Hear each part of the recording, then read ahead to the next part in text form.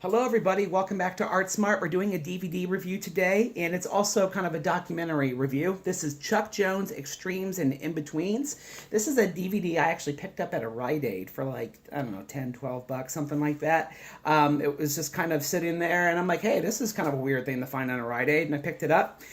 This is a DVD that has been out now for a little over a decade, so this is not the freshest of reviews, but it's still something that a lot of animation fans might be interested in picking up. So let me show you the cover here.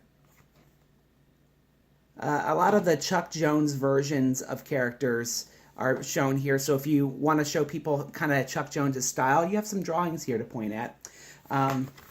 You do have a little bit of a chapter list here. You also have the back.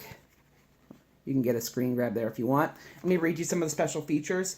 It does have a tutorial about tricks of cartooning here. I don't find it to be a really great tutorial, but it's there, and it's Chuck Jones doing it. It does have a couple of cartoons on here, like Feed the Kitty and Duck Dodgers in the 24th and a half century. Not necessarily essential, but still good to have. Those are two really great cartoons from Chuck Jones. It also has the Grinch pencil test, which is really cool. So you can see kind of how he did that special in the 60s.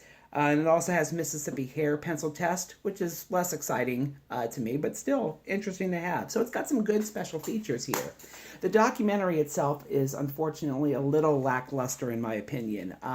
It's done by people who definitely are supporting Chuck Jones, and it's done with his family, which definitely doesn't really like to have any kind of negatives presented about Chuck, and I can understand that, but it's not the most critical. They seem to kind of be talking a little bit about certain films which I think are really not his greatest films, and they're kind of talking about it almost as if it's kind of on par with things like, you know, Feed the Kitty, like I just mentioned, or One Froggy Evening.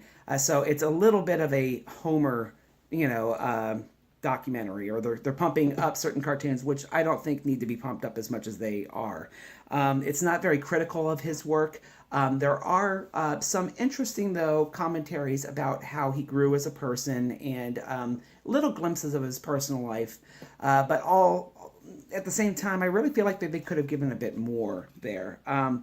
The documentary is pretty slight, is I guess the best way to say it, and it's definitely not the most in-depth documentary about Chuck Jones I've ever seen. Honestly, you get a better idea from the Looney Tunes Golden Collection about Chuck Jones and what he did really well, what he didn't do so well, the best parts of his directorial style and the worst side. I think you get a better view on the Golden Collection. So when I picked this up, I would only really pick it up if I'm either a huge Chuck Jones fan, or if I am just kind of an animation nut like myself.